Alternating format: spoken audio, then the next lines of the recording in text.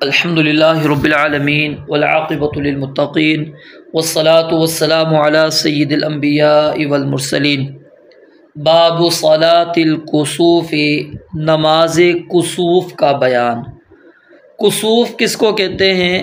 رنگت کی سیاہی مائل تبدیلی کو، یعنی کہ جب سورج سیاہ ہو جائے، اس کی شعاعیں غائب ہو جائے تو اس وقت کسفت الشمس یہ جملہ کہا جاتا ہے۔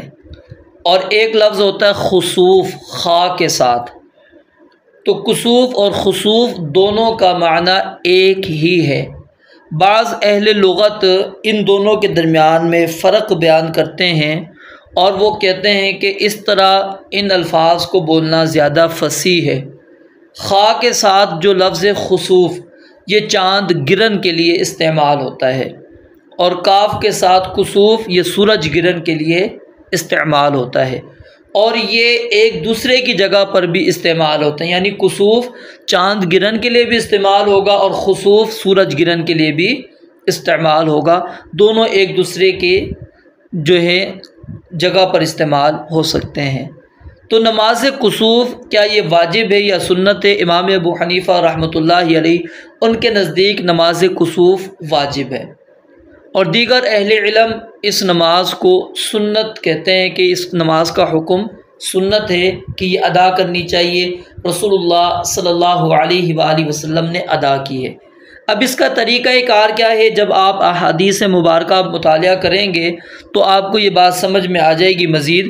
اس میں اصل میں ہوتی ہیں 2 رکعتیں، 2 رکعتیں آپ نے پڑھنی ہیں، اور یہ 2 رکعتیں 4 رکوع کے ساتھ آپ نے پڑھنی ہیں۔ یہ 2 رکعتیں آپ نے کس طرح پڑھنی ہیں؟ 4 رکوع کے ساتھ، یعنی کہ ہر رکعت میں آپ نے 2 رکوع کرنے ہیں۔ یعنی نماز شروع کی آپ نے سورہ فاتحہ پڑھی، قرات کی لمبی، پھر اس کے بعد آپ نے رکوع کیا، رکوع کرنے کے بعد دوبارہ آپ کھڑے ہوں گے، پھر آپ لمبی قرات کریں گے، ٹھیک ہے، لیکن وہ پہلی قرات سے تھوڑی سی تخفیف والی ہوگی، ہلکی ہوگی۔ پھر آپ رکوع کریں گے، پھر اسی طرح آپ اپنی رکعت کو مکمل کریں گے۔ اسی طرح پھر دوسری رکعت کو آپ پڑھیں گے، اس میں بھی اسی طرح 2 رکوع کریں گے، یعنی 2 رکعتیں 4 رکوع کے ساتھ۔ باقی آگے روایات آئیں گی جس کے اندر 5 رکوع تک کا بھی تذکرہ ملتا ہے، 6 رکوع کا بھی تذکرہ ملتا ہے، 8 رکوعوں کا بھی تذکرہ ملتا ہے۔ تو انشاءاللہ ادھر میں آپ کے سامنے اس چیز کو واضح کروں گا، لیکن راجح یہی چیز ہے، یہ ذہن میں رکھ لیں کہ علماء نے اسی چیز کو راجح قرار دیا ہے روایات کے اعتبار سے، کہ صحیح ترین بات یہ ہے کہ 2 رکعت ہی نماز ادا کی جائے گی، اور ہر رکعت میں 2 مرتبہ قیام، 2 مرتبہ قراءت اور 2 رکوع کیے جائیں گے۔ اب جو دوسرا یعنی رکوع کرنے کے بعد جب آپ دوسری مرتبہ قیام کریں گے تو اس کے اندر سورہ فاتحہ پڑھی جائے گی یا نہیں؟ تو امام مالک رحمۃ اللہ علیہ ان کے نزدیک تو دوسرے قیام میں بھی سورہ فاتحہ پڑھنا واجب ہے، اور ان کے نزدیک اگر کوئی شخص سورہ فاتحہ نہیں پڑھے گا تو اس کی نماز نہیں ہوگی۔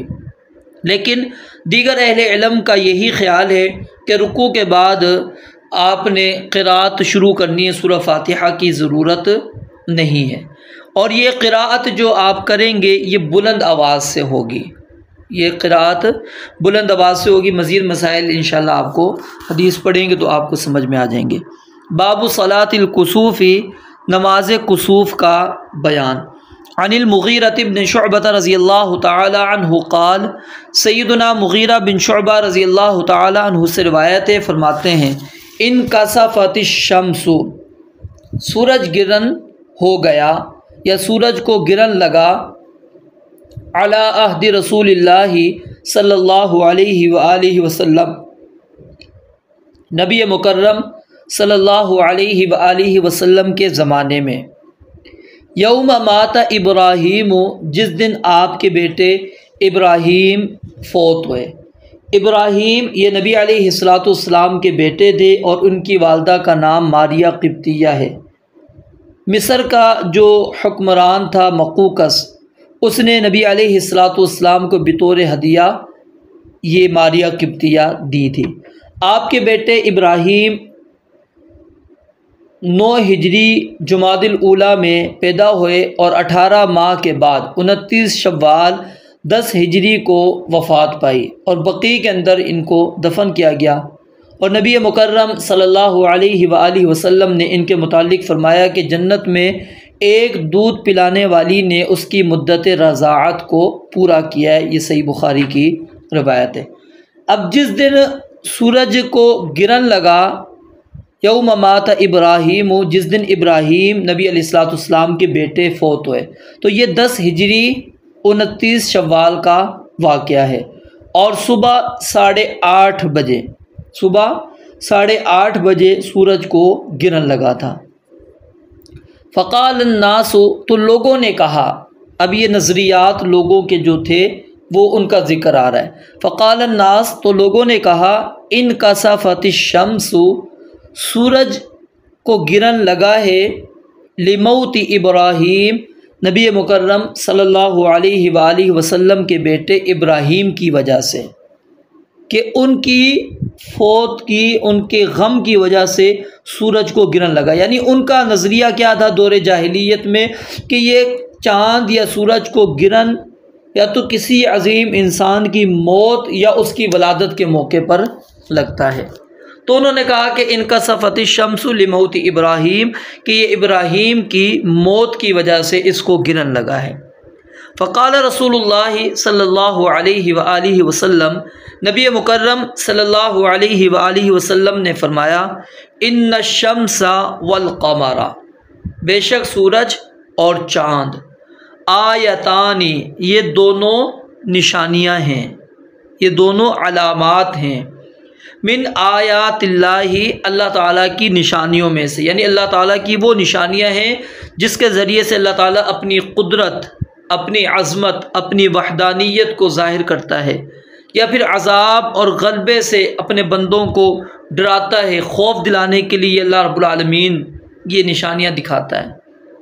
لا ينکسفان، نہیں ان کو گرن لگتا، لموت احد، کسی ایک کی موت کی وجہ سے، ولا لحیاتہ، اور نہ ہی کسی کی زندگی کی وجہ سے، کہ کوئی عظیم شخصیت فوت ہوئی ہے یا عظیم شخصیت اس دنیا میں آئی ہے، اس کی وجہ سے ان کو گرن نہیں لگتا۔ یہ اللہ کی عظیم نشانیاں ہیں۔ اللہ رب العالمین اس کے ذریعے سے یہ بات دکھلانا چاہتے ہیں کہ یہ نفع نقصان کا کوئی اختیار نہیں رکھتے سورج اور چاند، یہ تو اللہ رب العالمین کے حکم کے آگے ہیں۔ رب العالمین کے حکم کے بغیر نہ یہ طلوع ہو سکتے ہیں اور نہ ہی غروب ہو سکتے ہیں۔ یہ تو اللہ رب العالمین نے جو ان کے لیے قانون بنا دیا، اس قانون میں جکڑے ہوئے ہیں، ان سے انحراف کرنا ان کے بس کی بات ہی نہیں ہے۔ یہ نفع اور نقصان کے مالک کیسے ہو سکتے ہیں؟ فرمایا، فَإِذَا رَأَيْتُمُوهُمَا، پس جب تم ان دونوں کو دیکھو، یعنی سورج گرہن کو دیکھو یا تم چاند گرہن کو دیکھو، فَادْعُوا اللَّهَ، تو اللہ تعالیٰ کو پکارو، اللہ رب العالمین سے دعائیں کرو، وَصَلُّوا، اور نماز پڑھو، حتیٰ، یہاں تک کہ تنکشف، واضح ہو جائے، یعنی گرہن جو ہے وہ کھل جائے۔ متفق علیہ، بخاری اور مسلم کی یہ روایت ہے۔ وفی روایت للبخاری، اور بخاری کی روایت کے اندر یہ الفاظ موجود ہیں، حتیٰ تنجلیہ، یہاں تک کہ وہ کیا ہو جائے، واضح ہو جائے، صاف ہو جائے، روشن ہو جائے۔ وللبخاری من حدیث ابی بکرۃ رضی اللہ تعالی عنہ، اور بخاری میں سیدنا ابو بکرہ رضی اللہ تعالیٰ عنہ کی حدیث میں ہے کہ فصلوا، آپ نے فرمایا کہ جب تم دیکھو تو کیا ہے، نماز پڑھو، وادعوا، اور دعا کرو، حتیٰ ینکشف، کب تک تم نے نماز پڑھتے رہنا ہے، کب تک تم نے دعا کرتے رہنا ہے، حتیٰ ینکشف، یہاں تک کہ دور ہو جائے، ما بکم، جو تمہارے ساتھ ہے، یعنی جو تمہیں گرہن پہنچا ہے، جب تک وہ گرہن صاف نہیں ہو جاتا اس وقت تک تم نے نماز اور دعا کے اندر اپنے آپ کو مشغول رکھنا ہے۔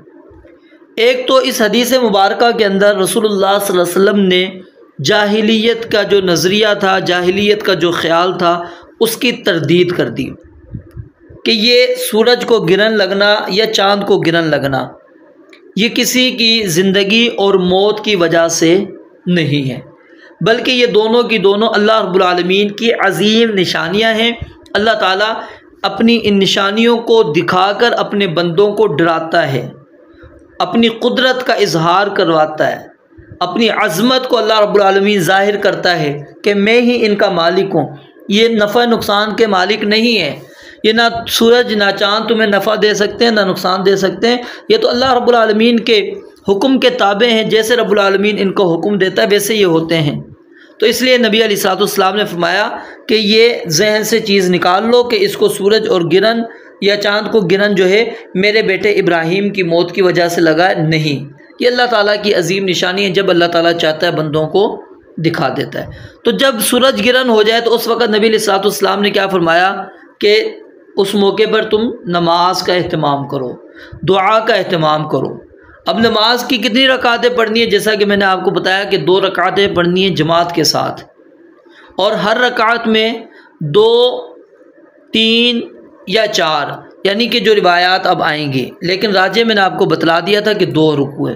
تو یہ کیا ہوگا؟ وہ سورج اور چاند کے گرہن کی ٹائمنگ کے حساب سے ہوگا۔ تو صحیح احادیث کے اندر جو ہے ہر رکعت میں یعنی 2 رکوع کا ہی ہمیں تذکرہ ملتا ہے۔ اگر آپ مزید تفصیل پڑھنا چاہتے ہیں تو امام ابن عبد البر ان کی کتاب جو ہے التمہید اس کے اندر پڑھ لیں، زاد المعاد وغیرہ کے اندر پڑھ لیں۔ تو نبی علیہ الصلوۃ والسلام نے فرمایا کہ یہ نماز کب پڑھنی ہے؟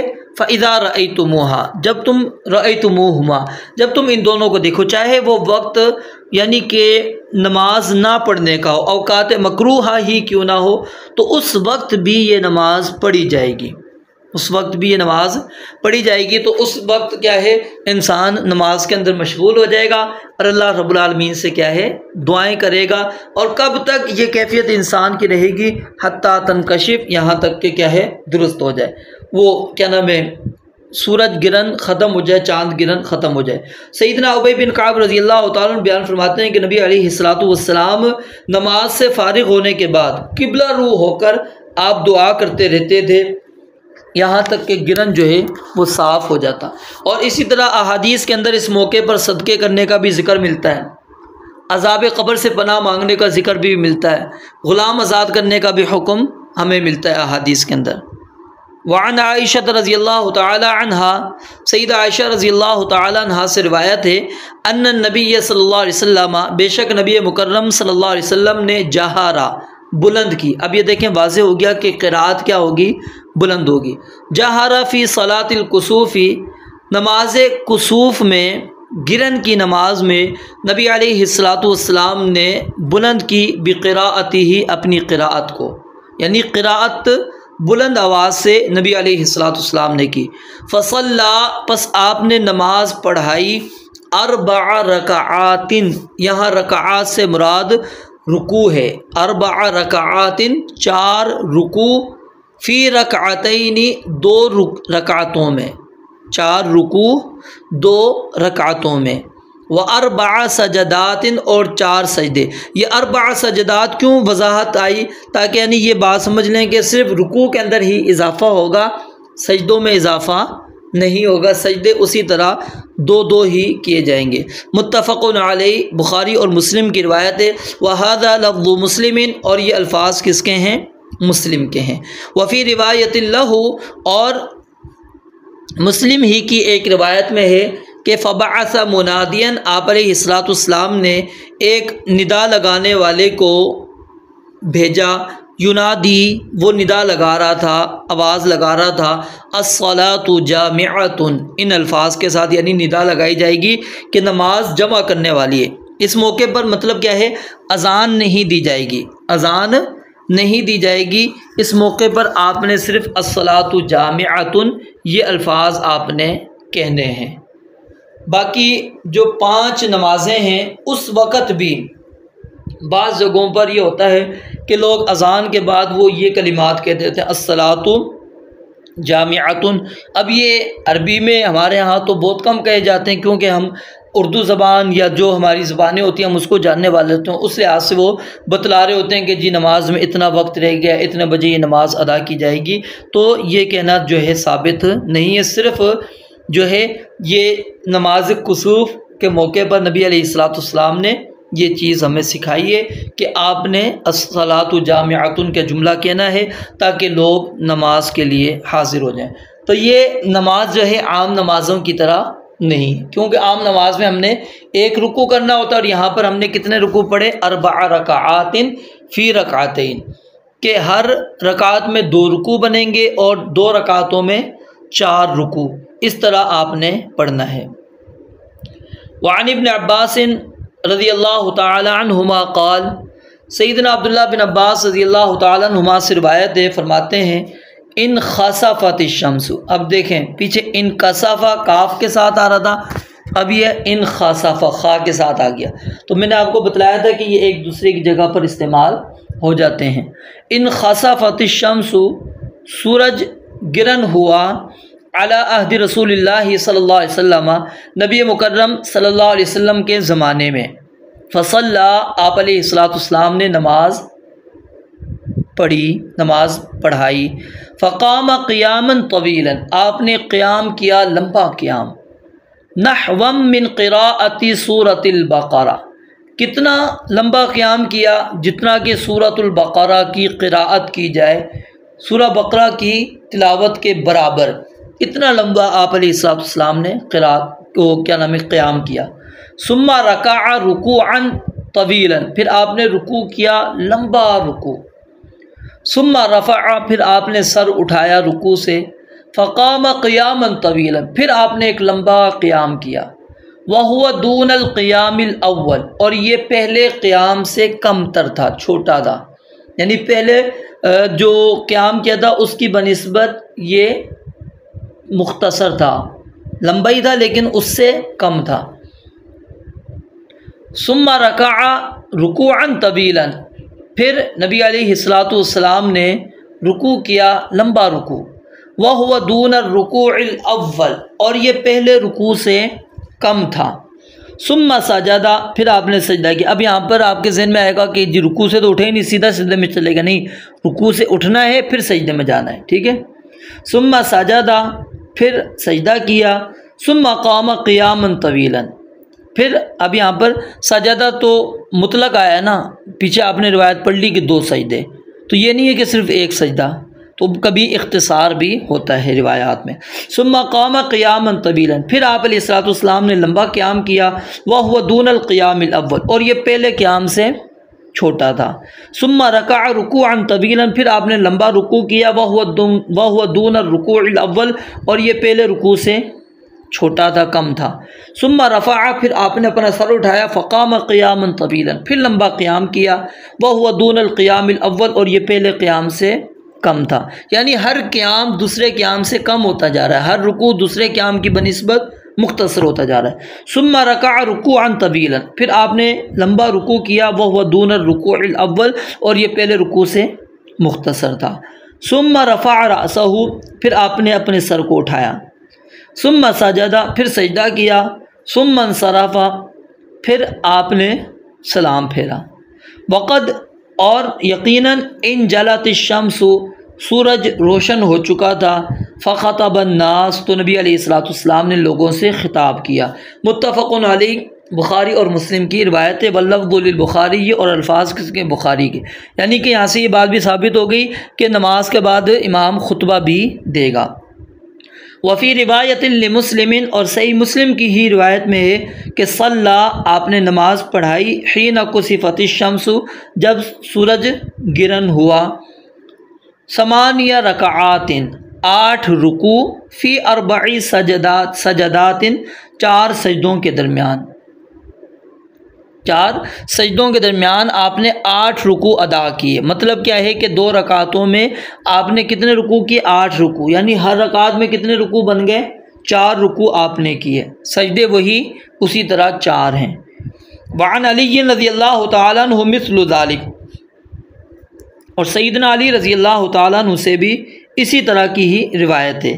وَلَهُ عن جابر، اور مسلم ہی کی ایک روایت میں سیدنا جابر رضی اللہ تعالیٰ عنہ سے منقول ہے، صلی 6 رکعات ب4 سجدات، کہ آپ نے نماز پڑھائی 6 رکوع 4 سجدے، پیچھے آپ نے 8 رکوع پڑھے، اب یہاں پر 6 رکوع، یعنی کہ ہر رکعت میں 3 رکوع آ گئے۔ ولی ابی داود اور ابو داود میں ہے عن ابی بن کعب رضی اللہ تعالیٰ عنہ، سیدنا ابی بن کعب رضی اللہ تعالیٰ عنہ سے کہ صلی کہ آپ نے نماز پڑھائی، فرکع 5 رکعات تو آپ نے 5 رکوع کیے، وسجد سجدتین اور 2 سجدے کیے، وفعل فی الثانیۃ مثل ذلک اور دوسری رکعت میں بھی اسی طرح آپ نے 5 رکوع کیے اور 2 سجدے کیے۔ تو یہ حدیث مبارکہ آپ نے پڑھ لی، اور اس کے اندر ایک رکعت کے اندر جو ہے رکوع وہ کتنے تک چلا گیا؟ 5 تک، یعنی ایک رکعت میں پہلے آپ نے 2 رکوع پڑھے، پھر 3، پھر 4، پھر 5، ٹھیک ہے، یہ مختلف روایات آپ نے پڑھ لی ہیں۔ تو اب پہلی چیز جو یہاں پر ہے کہ بعض لوگ یہ جو الفاظ ہم نے پڑھے کہ نحو من قراءۃ سورۃ البقرہ، کہ سیدنا عبداللہ بن عباس رضی اللہ تعالیٰ نے یہ کہا نا کہ اتنی قرات کی جتنی کہ سورۃ البقرہ کی قرات ہے، کہتے ہیں اس سے یہ بات ثابت ہوتی ہے کہ آپ نے بلند آواز سے قرات نہیں کی، لیکن یہ موقف درست نہیں ہے، کیونکہ نبی علیہ الصلوۃ والسلام نے قرات لمبی کی۔ اب اس کا انہوں نے اندازہ ہمیں بتلا دیا ہے کہ وہ اتنی لمبی ہے جتنی کہ سورہ بقرہ جتنی دیر پڑھی جائے۔ اب ان روایات کے اندر ہم دیکھتے ہیں کہ رکوع کی روایات میں بہت زیادہ اختلاف موجود ہے، کسی میں 2 رکوع ہیں، کسی میں 3، کسی میں 4 اور کسی میں 5، یعنی ایک رکعت میں 2، 3، 4، 5 رکوع کا تذکرہ ملتا ہے۔ اب بعض علماء نے ان کے درمیان جمع اور تطبیق دیتے ہوئے اس بات پر محمول کیا ہے کہ کسوف کی نماز آپ علیہ الصلوۃ والسلام کی زندگی میں کئی بار ہوئی ہے، اور بعض علماء کا یہ خیال ہے کہ یہ ایک ہی واقعہ ہے، اور کسوف رسول اللہ صلی اللہ علیہ وسلم کی حیات مبارکہ میں صرف ایک ہی مرتبہ ہوا ہے۔ تو لہٰذا ان روایات میں سے کسی ایک کو ترجیح دینا لازمی ہے تاکہ تعارض دور ہو۔ تو یقینی اور قطعی طور پر وہی احادیث راجح ہیں جن میں ہر رکعت میں 2 رکوع کا تذکرہ آیا ہے۔ اب موقع کی مناسبت سے چند امور کا بالاختصار میں تذکرہ آپ کے سامنے کر دیتا ہوں تاکہ صحیح صورتحال واضح ہو جائے اور مسئلے کی تنقیح اور تحقیق ہو جائے۔ یہ بات ذہن نشین رہے کہ محقق مورخین، پیچیدہ اور باریک مسائل کی تحقیق کرنے والے ہیئت دان اور ماہرین فلکیات کا اس بات پر اتفاق ہے کہ رسول اللہ صلی اللہ علیہ وسلم کے بیٹے ابراہیم جس دن فوت ہوئے وہ 10 ہجری شوال کا مہینہ تھا، 28 یا 29 تاریخ تھی، اور انگریزی سال کے لحاظ سے 632 عیسوی تھا، اور جنوری کی 27 تاریخ بنتی ہے۔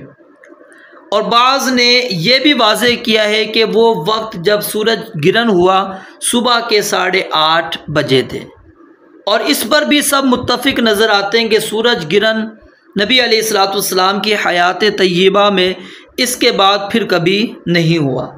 البتہ اس سے پہلے واقع ہوا ہے یا نہیں، اس کے متعلق علامہ قاضی محمد سلیمان منصور پوری رحمۃ اللہ علیہ نے اپنی کتاب سیرت رحمۃ للعالمین میں نبی علیہ الصلوۃ والسلام کے مکی اور مدنی دور میں وقوع پذیر ہونے والے سورج گرہن کی تعداد ذکر کی ہے، کہ جس سے ظاہر ہوتا ہے کہ ہجرت کے بعد 10 مرتبہ سورج گرہن کا واقعہ پیش آیا۔ اس میں وہ سورج گرہن بھی شامل ہے جو آپ کے بیٹے ابراہیم کی وفات کے موقع پر لگا تھا، اور یہ گرہن ان سب کے آخر میں واقع ہوا ہے، لیکن قاضی صاحب نے نہ تو ان کے اوقات کا ذکر فرمایا ہے اور نہ ان جگہوں اور علاقوں کا بیان کیا ہے جہاں یہ واقعات ہوئے، تاکہ مدینہ میں جو سورج گرہن ملاحظہ کیا گیا اس سورج گرہن سے علیحدہ ہو جاتا جو وہاں پر ملاحظہ نہیں کیے گئے۔ رہا احادیث کا معاملہ تو امام مسلم رحمۃ اللہ علیہ نے سیدنا عبد الرحمن بن سمرہ رضی اللہ تعالیٰ عنہ کے حوالے سے روایت کی ہے کہ انہوں نے بتایا، میں نبی علیہ الصلوۃ والسلام کی زندگی میں مدینہ منورہ میں اپنے تیروں سے تیر اندازی کر رہا تھا کہ سورج کو گرہن لگ گیا۔ میں نے تیروں کو پھینک دیا اور دل میں یہ کہا کہ رسول اللہ صلی اللہ علیہ وسلم سے جا کے دیکھتا ہوں کہ آپ علیہ الصلوۃ والسلام سورج کے گرن کی وجہ سے آپ کو کیا معاملہ پیش آیا ہے، میں یعنی ملاحظہ کروں گا آپ نے کیا عمل کیا ہے۔ یہ صحیح مسلم کے اندر موجود ہے۔ تو یہ سیاق دلالت کرتا ہے کہ یہ نبی علیہ الصلوۃ والسلام کے دور میں مدینہ میں پہلا موقع تھا سورج کو گرن لگنے کا، تو کم از کم اس وقت تک گرن کے بارے میں کوئی حکم ثابت نہیں ہوا۔ اور یہ بھی بات معلوم ہے کہ عبد الرحمن بن سمرہ فتح مکہ کے موقع پر اسلام لائے تھے، اور یہ بات اس بات کا تعین کر دیتی ہے کہ نبی علیہ الصلوۃ والسلام کی زندگی میں پہلی مرتبہ جو سورج گرہن جس کا مشاہدہ کیا گیا وہ فتح مکہ کے بعد کا ہے، پہلے کا نہیں۔ صحیح مسلم اور سنن نسائی میں سیدنا جابر رضی اللہ تعالیٰ عنہ کی روایت اس بات پر دلالت کرتی ہے کہ گرہن کا واقعہ جو ہے شدید گرمی کے دن ہوا۔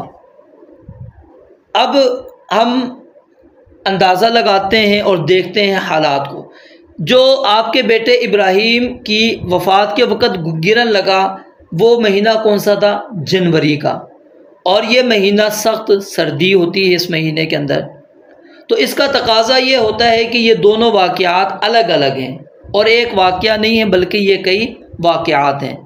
تو جب ہم اس پر فلکیات کے حساب سے نظر ڈالتے ہیں جسے علامہ قاضی محمد سلیمان منصور پوری رحمۃ اللہ علیہ نے نمایاں کیا ہے، تو فتح مکہ کے بعد ہمیں 3 مرتبہ گرہن کا ثبوت ملتا ہے۔ پہلا گرہن 28 ربیع الثانی 9 ہجری بمطابق 13 اگست 630 عیسوی کو ہوا، اور اگست کا مہینہ جیسا کہ سب جانتے ہیں سخت گرمی کا مہینہ ہے، کیونکہ بارش کی کمی کی وجہ سے جزیرۃ العرب میں دوسرے ملکوں اور علاقوں کے مقابلے میں گرمی کی شدت زیادہ ہوتی ہے۔ اور دوسرا گرہن 29 شوال 9 ہجری بمطابق 7 فروری 631 عیسوی میں واقع ہوا، اور تیسرا گرہن 28 شوال 10 ہجری بمطابق 27 جنوری 632 عیسوی کو لگا۔ اور جب ہم فلکیات کے حساب اور احادیث میں مذکور کسوف کو آپس میں ملاتے ہیں تو یہ بات ثابت ہوتی ہے کہ مذکورہ واقعات میں سے 2 گرہن ہوئے ہیں۔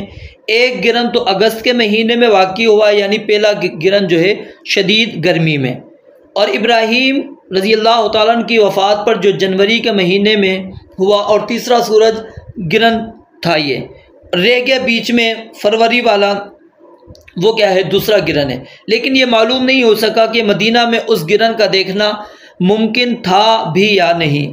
بہرحال جو کچھ شیخ صفی الرحمن مبارک پوری رحمۃ اللہ علیہ کہتے ہیں کہ ہم نے ذکر کیا ہے، یہ متعدد مرتبہ گرہن کے ہونے کا مقتضا ہے، اور اس سے ظاہر ہوتا ہے کہ رسول اللہ صلی اللہ علیہ وسلم کی زندگی میں 2 دفعہ سورج گرہن واقع ہوا، لیکن یہ تعدد روایات کے اختلاف اور رکوعات کی تعداد کی تحقیق اور تلاش میں سود مند نہیں ہے، کیونکہ دونوں واقعات سے متعلقہ روایات ہر رکعت میں 2 رکوعوں کی صراحت کرتی ہے۔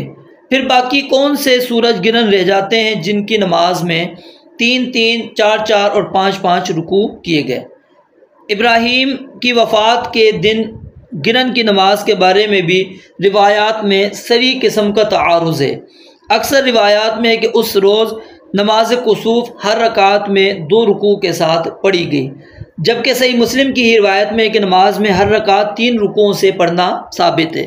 تو احادیث کا باہمی تعارض ہے اور ترجیح کو دور کرنا ممکن ہی نہیں ہے۔ تو کہتے ہیں ہمارے نزدیک خواہ ہم متعدد واقعات کو تسلیم کریں یا نہ کریں، وہ روایات قوی ترین ہیں کہ جن میں ہر رکعت میں 2 رکوع کا تذکرہ ہے، اور سب سے زیادہ ان کا ثبوت ہے، اور قطعی طور پر سب سے زیادہ صحیح ہونے کی وجہ سے یہ راجح بھی ہے، اور یہی موقف امام شافعی، امام بخاری، امام ابن تیمیہ اور متأخرین میں شاہ ولی اللہ رحمۃ اللہ علیہ کا ہے کہ 2 رکوع والی جو ہیں احادیث راجح ہیں، اور امام البانی رحمۃ اللہ علیہ نے بھی اسی کو راجح قرار دیا ہے۔ تو اس لیے نماز کسوف کے بعد کیا ہے؟ نبی علیہ الصلوۃ والسلام سے خطبہ دینا بھی اس حدیث کے اندر ثابت ہو گیا، اور صاحب ہدایہ نے خطبے کا انکار کیا ہے تو ان کی یہ بات درست نہیں ہے۔ تو بہرحال خلاصہ کلام کیا ہوا، جیسا کہ میں نے شروع کے اندر بھی بتلا دیا تھا آپ کو کہ 2 رکوع کرنے ہیں ہر رکعت کے اندر، اور جو دوسرا رکوع ہوگا وہ پہلے رکوع سے ہلکا ہوگا، اور دوسرا جو قیام ہوگا پہلے قیام سے ہلکا ہوگا۔ وعن ابن عباس رضی اللہ تعالی عنہما قال، سیدنا عبداللہ بن عباس رضی اللہ تعالیٰ عنہما سے روایت ہے، فرماتے ہیں ما حبت الریح، ما حبت نہیں چلتی، ما حبت نہیں چلتی، الریح ہوا، یہ مطلق ہوا کو بھی کہتے ہیں اور جو تیز و تند ہوا ہوتی ہے اس کو بھی کہتے ہیں کہ ہوا کا تیز و تند چلنا نہیں ہے قطو کبھی بھی، قطو کبھی بھی، یعنی جب بھی ہوا تیز چلتی کیا ہوتا، الا مگر جسن نبی صلی اللہ علیہ وسلم، جسا گھٹنے کے بل، گھٹنے کے بل بیٹھنے کے لیے یہ لفظ استعمال ہوتا ہے، تو جسن نبی صلی اللہ علیہ وسلم علی رکبتیہ، تو نبی مکرم صلی اللہ علیہ وسلم اپنے گھٹنوں کے بل بیٹھ جاتے، وقالا اور دعا کرتے اللہم اجعلھا رحمتاً، کہ اللہ اس ہوا کو رحمت بنانا، ولا تجعلھا عذابا اور اس کو عذاب نہ بنانا۔ رواہ الشافعی والطبرانی، اس حدیث کو امام شافعی نے اور امام طبرانی نے روایت کیا ہے، تو اس کی سند کے اندر ایک راوی حسین بن قیس متروک ہے، اور اسی طرح علا بن راشد، وہ دو راوی اس کے اندر کیا ہیں، ضعیف ہیں۔ وعنہ رضی اللہ تعالی عنہ انہ صلی، اور اسی طرح عبداللہ بن عباس رضی اللہ تعالیٰ عنہ سے روایت ہے، وہ بیان کرتے ہیں کہ نبی علیہ الصلوۃ والسلام نے نماز پڑھی فی زلزلۃ، زلزلے کی وجہ سے، 6 رکعات 6 رکوع، و4 سجدات اور 4 سجدے، وقال اور کہا ہاکذا صلاۃ الآیات، اور اسی طرح آیات والی نماز، یعنی ناگہانی پریشانی جب انسان کو آئے، کوئی نشانی وہ دیکھ لے تو اس وقت اسی طرح نماز پڑھی جائے گی۔ رواہ البیہقی، اس حدیث کو امام بیہقی نے روایت کیا ہے، وذکر الشافعی عن علی بن ابی طالب رضی اللہ تعالی عنہ مثلہ، اور امام شافعی نے سیدنا علی بن ابی طالب رضی اللہ تعالیٰ عنہ سے اسی طرح کی روایت نقل کی ہے، دون آخرہ، اور اس کے آخر کے اندر یعنی یہ الفاظ نہیں ہے ہاکذا صلاۃ الآیات۔ اور یہ جو علی رضی اللہ تعالیٰ عنہ والی روایت ہے وہ روایت کیا ہے، ضعیف ہے سندن، کیونکہ وہ امام شافعی کی بلاغیات میں سے، اور انہوں نے سند ذکر نہیں کی۔ تو بہرحال خلاصہ کلام کیا ہے کہ نماز کسوف ہو یا نماز خسوف، یعنی چاند گرہن کے وقت پڑھیں یا سورج گرہن کے وقت، 2 رکعت پڑھنی ہے، اور افضل کیا ہے کہ 2 رکوع ہر رکعت کے اندر آپ نے کرنے ہیں، اور نماز کے بعد امام نے خطبہ بھی دینا ہے، اور قبلہ رخ ہو کر امام نے دعا کرنی ہے، اور اس موقع پر صدقہ کرنا، کثرت کے ساتھ ذکر الہی کرنا، اور غلاموں کو آزاد کرنا، یہ دیگر اعمال جو ہیں احادیث سے ثابت ہیں۔ اور اسی طرح نبی مکرم صلی اللہ علیہ وسلم جب ہوا کو دیکھتے تھے تو آپ پریشان ہو جایا کرتے تھے، کیونکہ قوم عاد کی تباہی اور بربادی کا سبب بھی کیا تھی، یہی بادل تھے، ہوا تھے، جو تیز ہوا چلی، بادل آئے، اور انہوں نے سمجھا یہ ہم پر بارش برسائے گی، لیکن اللہ کی طرف سے وہ کیا تھا، عذاب تھا۔ تو یہ کیفیت آپ کی صحیح حدیث کے اندر موجود ہے کہ یہ کیفیت نبی علیہ الصلوۃ والسلام کی ہوا کرتی تھی۔ رب العالمین سے دعا ہے اللہ تعالیٰ سمجھنے عمل کرنے کی توفیق عطا فرمائے۔ وآخر دعوانا الحمد للہ رب العالمین۔